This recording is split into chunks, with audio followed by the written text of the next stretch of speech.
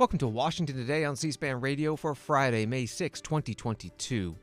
Labor Department says 428,000 jobs were created in April in the U.S., unemployment rate staying at 3.6%. We'll hear from President Joe Biden, who's in Ohio to tour a manufacturing plant, and talk with Wall Street Journal reporter Josh Mitchell.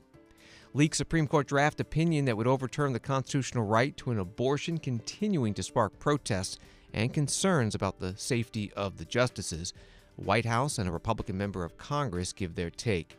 More questions to the Pentagon about what intelligence it's providing to Ukraine to help in the war against Russia, now involving the sinking of that Russian warship in the Black Sea. And the Deputy Defense Secretary Kathleen Hicks defending the Defense Department's strategy called integrated deterrence, an approach that uses both military and diplomatic power to make Russia and other adversaries think twice. America's employers added 428,000 jobs in April, writes the Associated Press, extending a streak of solid hiring that has defied punishing inflation, chronic supply shortages, the Russian war against Ukraine, and much higher borrowing costs. The economy's hiring gains have been strikingly consistent in the face of the worst inflation in 4 decades. Employers have added at least 400,000 jobs for 12 straight months. President Joe Biden spoke about the Labor Department's report as he visited Hamilton, Ohio, touring a factory run by United Performance Metals, which provides metals to other industries, aerospace, semiconductor, power generation, oil, and gas. We know that one of the best ways to fight inflation is to bring prices down, is to strengthen the resilience of our supply chains. And that includes making more things here in America, at home, from top to bottom. And that's been my priority since day one. If I can slow here for just a second and point out that, I didn't realize, I've been a senator for a long time, then a vice president for 8 years. I didn't realize there was an act passed back in 1939. It was called Buy American. I didn't know it existed. It's totally within the bounds of negotiated deals on trade. It says that when the president spends your money appropriated by the Congress, the president should only buy products or let contracts for things that are made in America, whether it's a deck of an aircraft carrier or it's a computer chip. Today's job report shows our plans and priorities have produced the strongest job creation in the modern times of the American economy. Today's report shows we created 428,000 jobs last month. And that means we have now created a total of 8.3 million jobs in my first 15 months in office with the help of the gentleman behind me.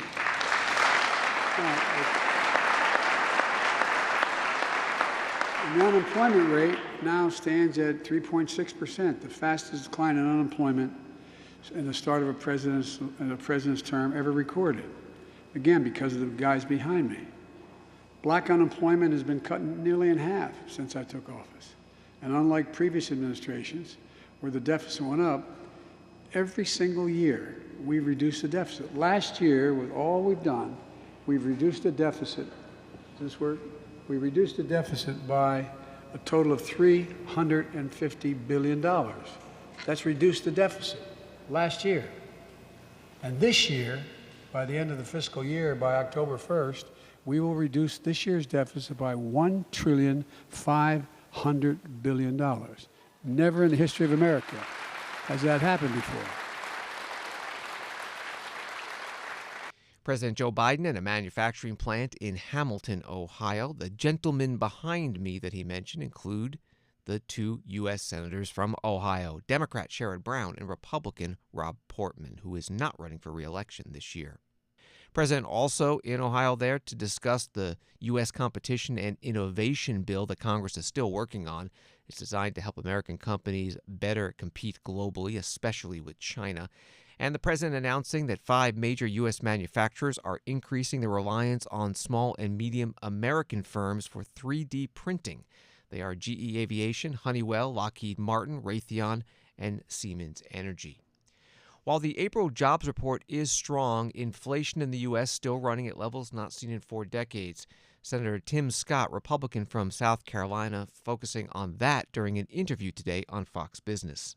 So the truth is that the President Biden's policies, economic policies, have led to the worst inflationary effects in our economy in 40 years. That means that the average person in our country is experiencing an invisible tax that is eroding their spending power. That means our seniors who are on fixed income have to find a way to ration either their health care, their medicine, their energy, or food. It means that people who are growing up in households like the one I grew up in, they're now having to make harder decisions than they've ever had to make. That's wrong. More on the April jobs report now with Josh Mitchell, reporter with the Wall Street Journal. Thanks for being on Washington Today. The first line of your article reads that the U.S. economy added 428,000 jobs in April, a robust gain, suggesting the labor market remains hot despite jittery stock markets and a dimming economic outlook. Kind of a mixed bag there. Yeah, it's pretty strange. So trouble is happening in China. Europe is going through a lot of trouble with the Russia invasion of Ukraine and high oil prices. Even we saw here in the United States, output fell in the first 3 months of the year. The stock market has fallen. And yet employers are hiring like we're in boom times. And so something strange is going on. But I think the key to understanding what's going on is that a lot of households, a lot of consumers are going out and spending money. And employers are trying to hire people to serve them. So the U.S. jobs market is still very hot right now. And in fact, it would probably be even hotter if there were just more workers out there. That's the biggest obstacle to an even stronger labor market recovery and a stronger U.S. economy is just if there were more workers out there that employers could bring onto their payrolls.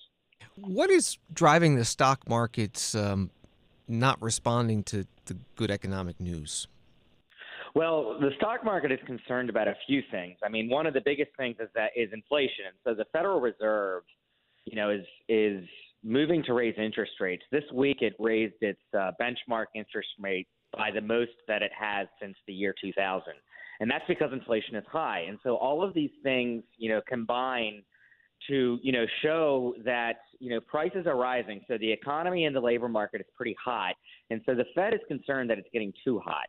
And so, while the job market is strong, there is a concern that it's almost getting too strong, that, if employers continue to have to raise wages, that's going to fuel even further inflation, which will then fuel higher wage increases. And so there might be a cycle that will be hard to contain if it gets to that point. So investors are concerned about the interest rate increases, which if the Fed, is not careful enough, and they're trying to be careful, could tip the economy into a downturn.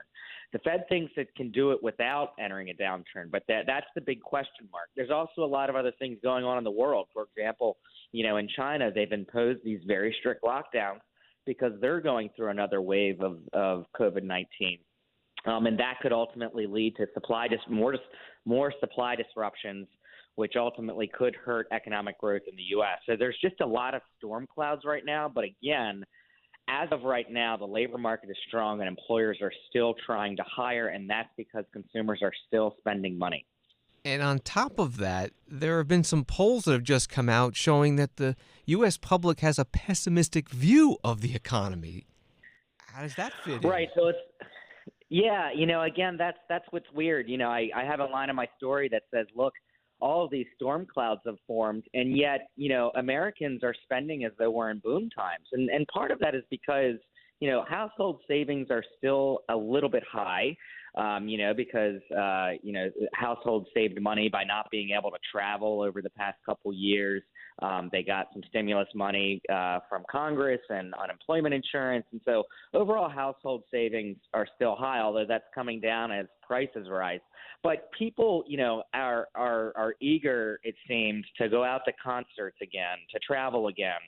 These are things that they haven't done in the past couple of years. And so I think while, for sure people are concerned about inflation, that's eating into their paychecks, they're still eager to have fun again. This is a really rare circumstance where people have gone so long without doing the certain things that they have fun doing, and now they're actually starting to go out again.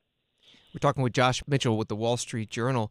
The unemployment rate is right around the pre-pandemic level. Is the recovery complete?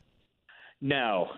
So we're still down by about 1.2 million workers if you compare the level of unemployment last month to where it was in February 2020. And also keep in mind, if you include how much the population grew over that time, we should actually have even more workers than our pre-pandemic levels. So the recovery is not complete. And here is the key to, I think, everything. It's the supply of workers. We're close to where we were, but we're not quite up there yet. And the reason why is there's just several million workers who otherwise would be in the labor force, but they're not. And this is a puzzle. No one quite knows what's going on, but there's some indications that, for example, a lot of people retired early over the pandemic. Some of them are unretiring and coming back, but, so you have a cohort of older workers who decided to retire early.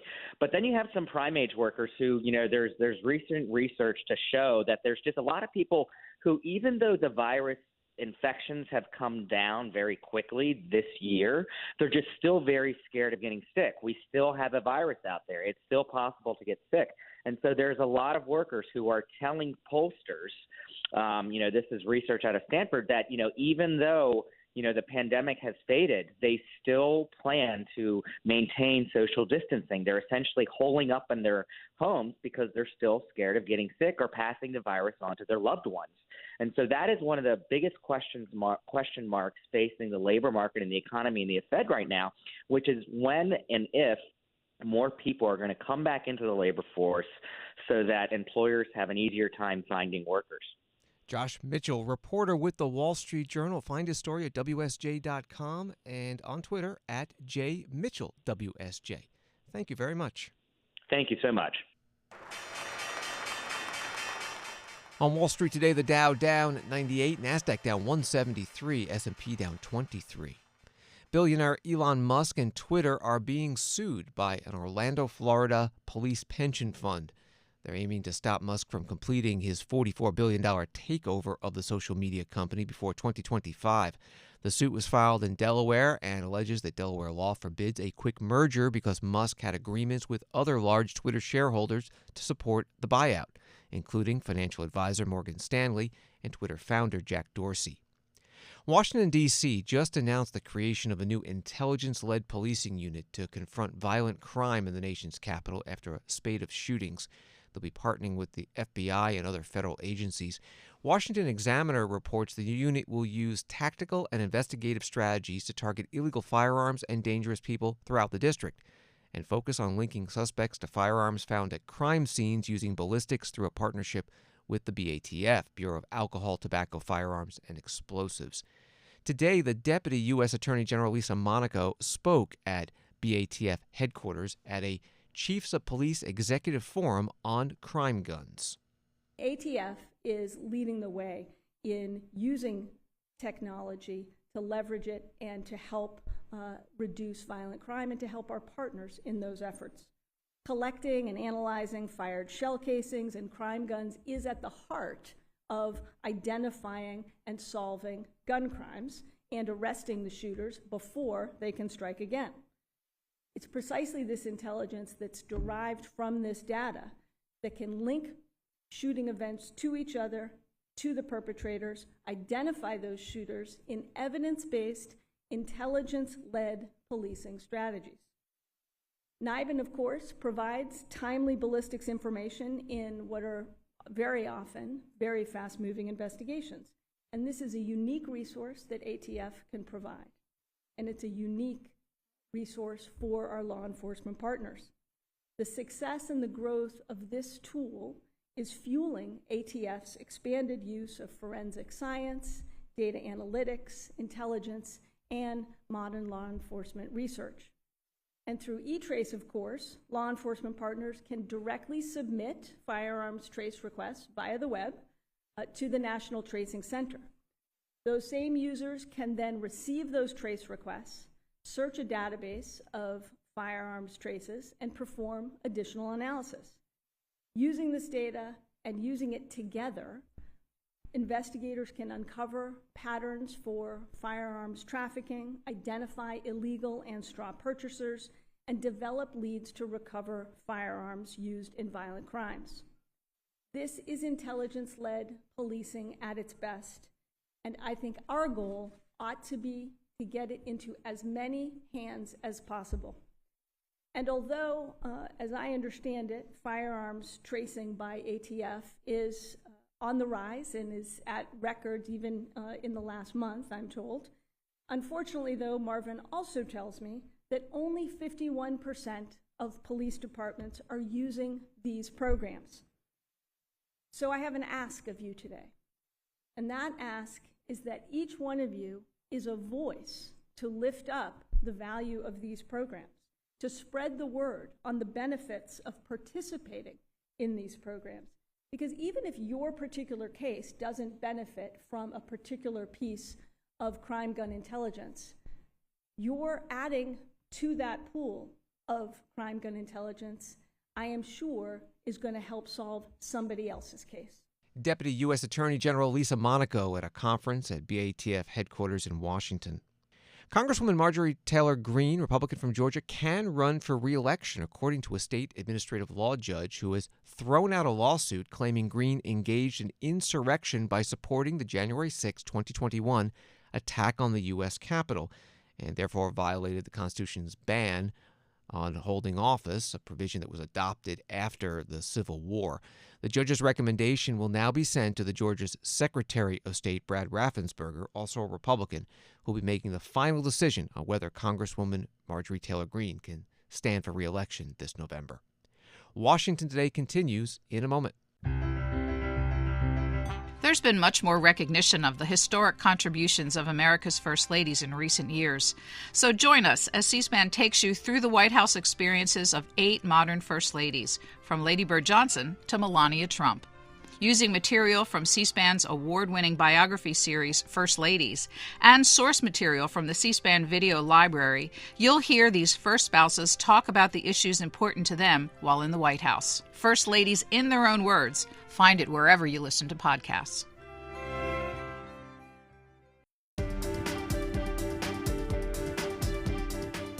Welcome back to Washington Today, which you can get as a podcast on the free C-SPAN Now mobile video app and wherever you get your podcasts. A few more headlines. This from Punchbowl News. House Speaker Nancy Pelosi announcing the House will now require staff of members of Congress to be paid a minimum salary of $45,000. The maximum salary in the House for a staffer is $203,700, same as the Senate. House also plans a vote next week formally recognizing the right of congressional staffers to form a union. Social Security Administration out with the list of the most popular baby names for 2021. And again, it's Olivia for girls and Liam for boys. That's 3 years in a row for those two names. Rounding out the top 5 names for girls, Emma, Charlotte, Amelia, and Ava. And for boys, Noah, Oliver, Elijah, and James. Social Security finding that only one name changed in either top 10 list. The boy's name Theodore in 2021, replacing Alexander from 2020.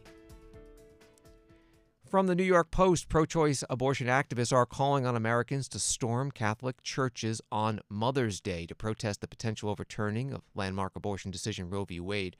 A pro-choice group called Ruth Sent Us, named after late liberal Justice Ruth Bader Ginsburg, is urging followers on Twitter to rise up against a corrupt and illegitimate Supreme Court in the wake of Monday's bombshell leak of a draft opinion that could end nationwide abortion rights. The group tweeting, whether you're a Catholic for choice, ex-Catholic, or other, or no faith, recognize that 6 extremist Catholics set out to overturn Roe. Stand at or in a local Catholic church Sunday, May 8th. That tweet from that group.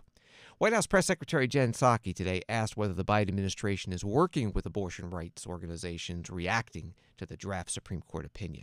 Can you give us a sense of whether or not the White House is in touch with women's groups about this? What is your engagement? What is the level of probably both frustration and anger out there at the Supreme Court and perhaps at the White House about this? I'm not aware of anger at the White House. Others could speak to that. Obviously, this is a leaked, not final opinion from the Supreme Court, right? So what our effort and our focus is on broadly engaging about the specifics on possible actions and preparing for the release of a final opinion when that is released early this summer. We are in conversations with a wide range of people, including women's groups, including pro-choice activists, including folks inside of D.C., outside of D.C., including business leaders, philanthropy, members of Congress, state legislatures, governors, advocacy groups across the board. We're using the convening power of the White House to talk to a broad range of groups. That effort is being led by the Gender Policy Council, which is coordinating work from the Department of Health and Human Services, from the White House Counsel's Office, from a range of from the Domestic Policy Council, from a range of officials in the government working to see what our options are and what levers we have in government. I would note that we already took steps in reaction to SB 8 in Texas, and we will continue to build on them and prepare for a range of options. I'd also note that yesterday I should say, we saw that in Connecticut, Governor Lamont signed a bill that will protect medical providers and patients seeking abortion care in Connecticut who may be traveling from other states that have outlawed abortion. And additionally, the law expands abortion access in Connecticut by expanding the type of practitioners eligible to perform certain abortion-related care. So we're also here and available to states who are looking to take steps to protect women's rights. Obviously, our preference would be for Congress to codify Roe, and of course, for the final opinion not to look like the leaked opinion. But we are also supportive of states. We're going to work with a broad range of stakeholders as we prepare for a final opinion to be released. White House Press Secretary Jen Psaki speaking with reporters on Air Force One. This from Fox News. Left-wing activist groups planning to send protesters to the homes of conservative Supreme Court justices following the leak, indicating the court may soon overturn Roe v. Wade. The activists are organizing under the moniker Ruth Sent Us and have published the supposed home addresses of Justices Amy Coney Barrett, John Roberts, Samuel Alito, Brett Kavanaugh, Clarence Thomas, and Neil Gorsuch. Congresswoman Nancy Mace, Republican of South Carolina, reacting on the Fox and Friends First early morning program. What was that experience like, and also what's your reaction to the protests that are going to happen in front of the Supreme Court justices' homes? Well, it's scary and it's dangerous, and I'm a single working mom with 2 kids. To have them have to walk out of the house and see FU, to their mom and all the Antifa and anarchist symbology, it's really scary. It really, I think, jostled me for several months, and I have like 7 firearms now, and I'll carry one of them anywhere I go. When I'm in South Carolina, we have open carry, but it's dangerous. You always feel like you're looking over your shoulder. But now, seeing that they put a map out of the Supreme Court justices' residences and their homes, like, are they encouraging open season on our Supreme Court justices? Like, what's going on here? Yeah. And we know that these protests can turn into riots overnight very quickly. These people are very angry, and I support the right to peaceful protests and the right to free speech and saying what you want to say, but we should be discouraging this. This can be a very dangerous situation. We've seen this in pockets on and off over the last 2 years. COVID has exacerbated these situations, but we should have had, I think, more responsible remarks from the White House and Jen Psaki this week. It's almost encouraging this kind of behavior, and it should be discouraged. No, absolutely. It's a sad state of things. It really is. What's happened is the partisanship of Congress has made its way to the Supreme Court. I'm old enough to remember during the Obama administration, the critique was we're legislating from the bench. Does Congress share some responsibility into this controversy? Not necessarily Roe versus Wade, but just how people have brought their passion to the Supreme Court, because they were knocking on the doors not that long ago, even before this. No, that's right. But Congress now has a responsibility to get to the bottom of it and figure out and investigate who did this leak. I mean, it is having its intended effect. I believe it will further divide our country. And if violence breaks out, then we're going to see more division than we've seen in a very long time. And we need to be working for the American people and not working against each other, but working for each other. You said Congress shares responsibility. What about the White House? Oh, absolutely. Yeah, well, the language, the rhetoric that comes out of there, trying to discourage people. And that's not what you heard out of Jen Psaki or Joe Biden's administration this week. It sounded more like they were encouraging this and not discouraging it based on her remarks yesterday. Congresswoman Nancy Mace, Republican, South Carolina, on Fox News Channel Friday morning. Now to Russia's war in Ukraine. A question to the Pentagon today about reports overnight that the U.S. gave Ukraine intelligence information to help it sink the Russian warship Moskva in the Black Sea. CBS News, citing a senior defense official, writing the U.S. shared the location of the Moskva, the Black Sea, with the Ukrainians, but had no role in the decision to strike it. Here's the question to the Pentagon Press Secretary John Kirby. Return to the Moskva. Are there any restrictions that you can talk about that the U.S. would impose or include on Ukraine in its use of American intelligence so as not to, risk further escalation of the conflict? And then there's a report out there about a second patrol ship, Russian patrol ship that's been struck. And if there's anything at all you can say about that? Yeah, we've seen the reports about this second. I think they're saying the reporting out there, at least in the social media, was a Russian frigate. We've been looking at this all day, and we have no information to corroborate those reports. On the intelligence, I think you can understand, I'm going to be careful here in what we talk about in terms of the parameters of intelligence that we provide them. But we provide them what we believe to be relevant and timely information about Russian units that will allow them to adjust and execute their self-defense to the best of their ability. The kind of intelligence that we provide them, it's legitimate, it's lawful, and it's limited. And I would rather not get into what the degree to which there's limitations on there. But we try to be as timely and as relevant as we can. And I would also add, and this is not an unimportant point, we are not the only sole source of intelligence and information to the Ukrainians. They get intelligence from other nations as well.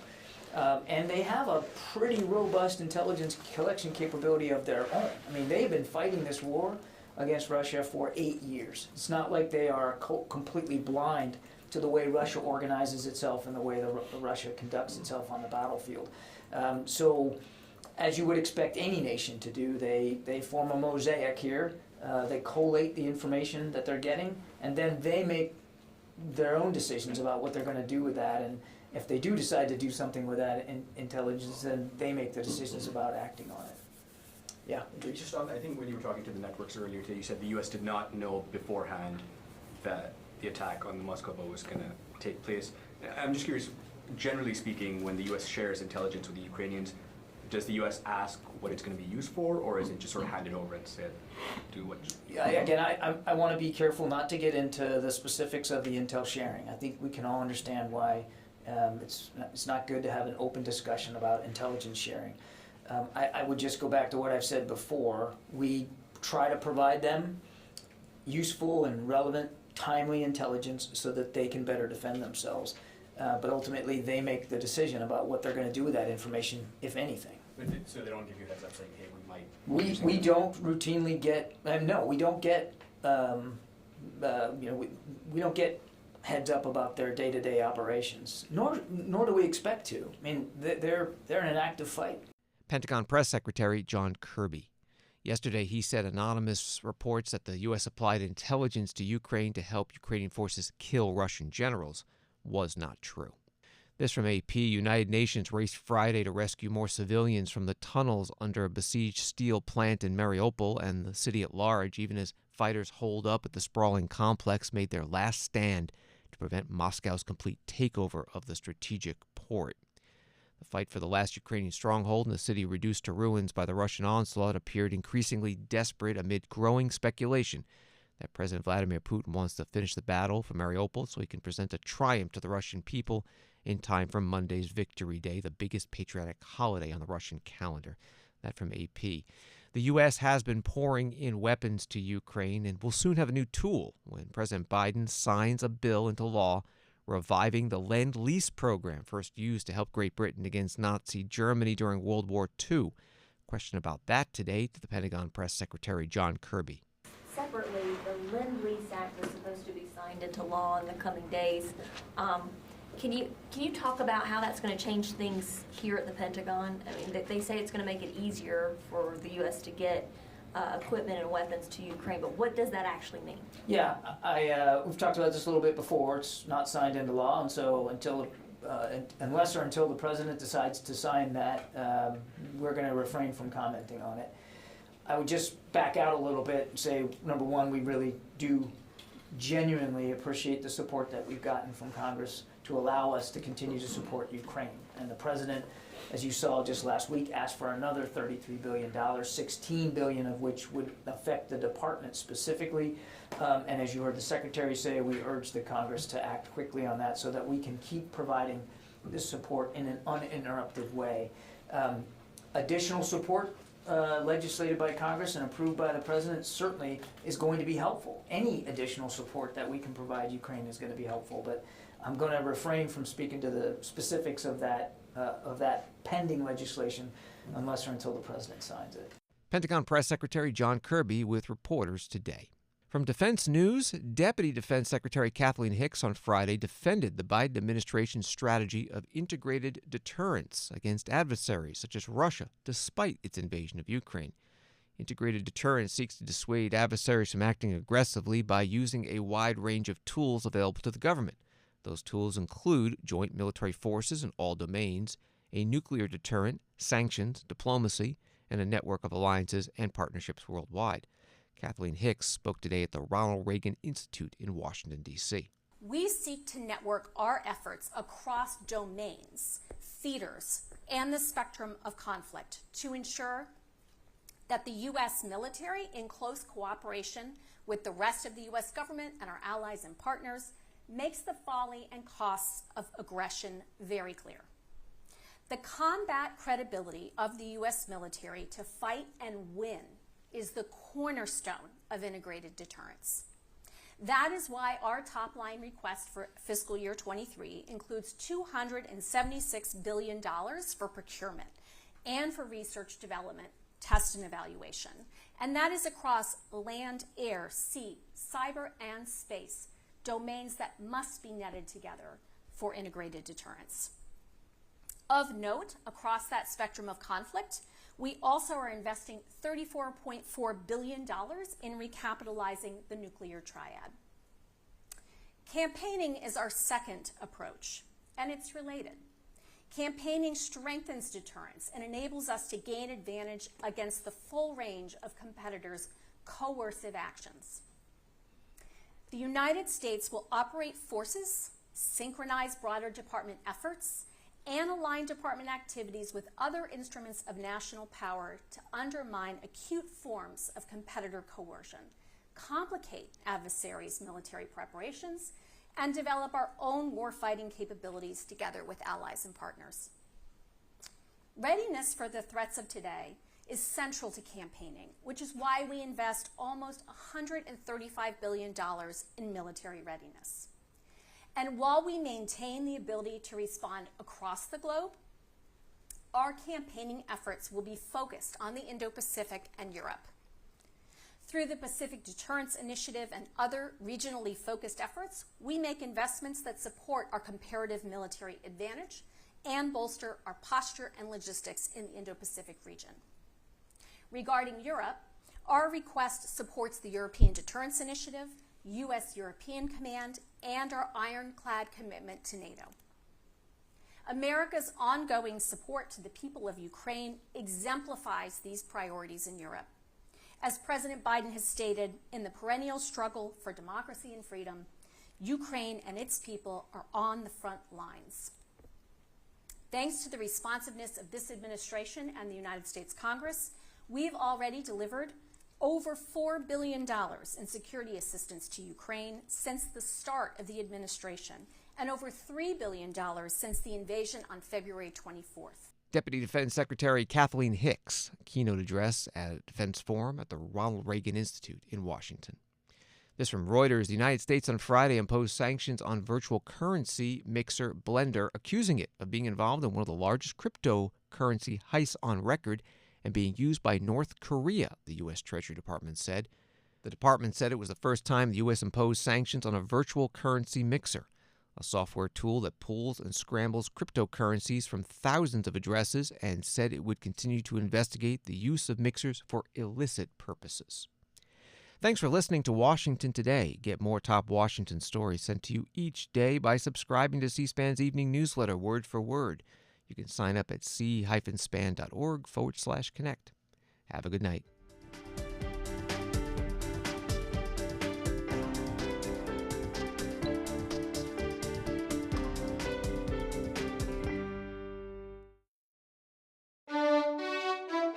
C-SPAN's Washington Journal. Every day we take your calls live on the air on the news of the day, and we discuss policy issues that impact you.